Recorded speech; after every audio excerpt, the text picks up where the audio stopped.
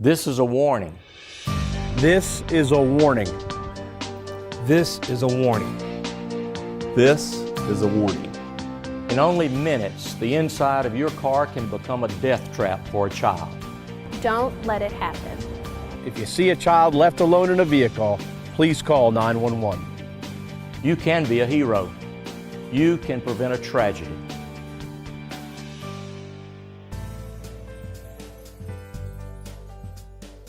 For me, even one child being left in a vehicle during any time period is too many, because we know that within a short period, a child can die or be seriously injured. We want to make sure that no child has to experience such a horrific situation as being left unattended in a vehicle.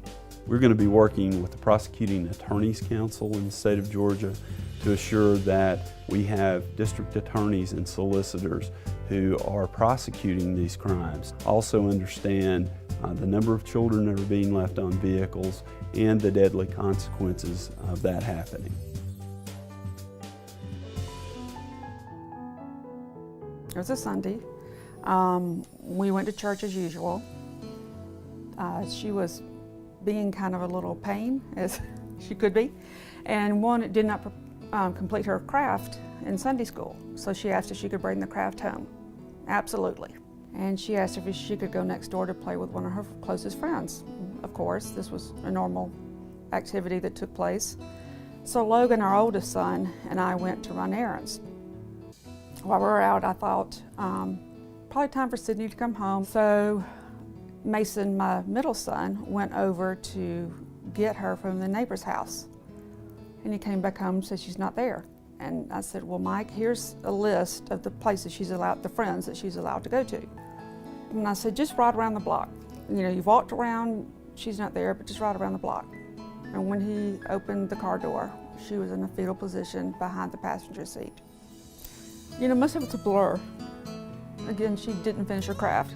I just think she probably went back in to get it, to get the craft, to bring it inside, and then just became kind of delirious. And I remember walking in the door, the garage door, seeing her lay in the foyer and just begging them to save her. A lady comes back in and says, it's just too late. We went and sat in the ambulance, held her hands, just cried. They went on a field trip and a child was dropped off during the field trip. Their count said 12. 13 kids came back, 12 left, 13 came back, and unfortunately my daughter was the one that they missed. And they found my daughter inside the van,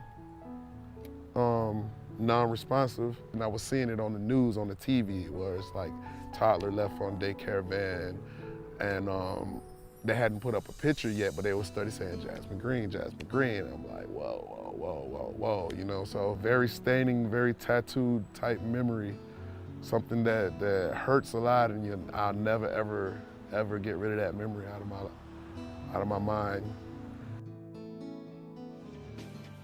Right from the start is very concerned about the health and safety of Georgia's children. One of the main things you can do to ensure that Georgia's children remain safe is to make sure that you check your vehicle when you're done transporting. Checking your vehicle includes looking into the seat, looking behind, underneath, and in front of each seat to make sure that no child has fallen asleep or is trying to hide. A second person is also required to check the vehicle. A thorough check includes checking the front, the back, and underneath each seat. You gotta continue to look on these buses. You gotta bring these people's kids home. Like, there's no tomorrow without a child. You know, it's never going to be okay. It's never going to be, it gets easier. It will never be easy. But if I can help one child and not have a parent go through this, it's, like I said, it's worth every second. Georgia, let's look again. Look again. Look again! Look again. Always remember, look again. Please, just look again. Don't forget to look again. I'm Governor Nathan Deal, asking you to look again.